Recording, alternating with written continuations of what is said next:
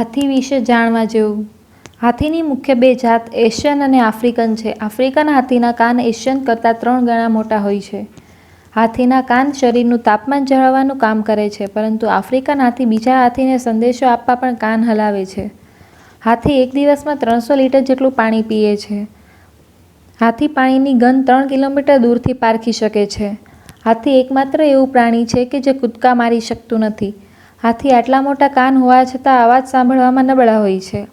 હાથી પગના તળિયા વડે જમીનની ધ્રુજારી પરથી દૂર થતા અવાજ સાંભળી શકે છે. હાથી બહુ ઊંઘ લેતા નથી. રાત્રે ઊભા જ ઊંઘ ખેંચી લે છે. હાથીની સૂંઢમાં હાડકાં હોતા નથી, પરંતુ 1.5 લાખ જેટલા સ્નાયુઓ હોય છે. તેની ચામડી 1 ઇંચ જાડી હોય છે. હાથીના સૂંઢના છેડે આંગળી જેવો બહાર નીકળેલો અવયવ હોય છે. તેના દ્વારા તે ખંજવાળી શકે છે અને આંખો સાફ કરે છે. હાથીની સૂંઢના સ્નાયુઓ સંવેદનશીલ હોય છે. હાથી સૂંઢ વડે જમીન પર પડેલી સોય પણ ઉપાડી શકે છે. હાથી પાણીમાં લાંબા અંતર સુધી તરી શકે છે.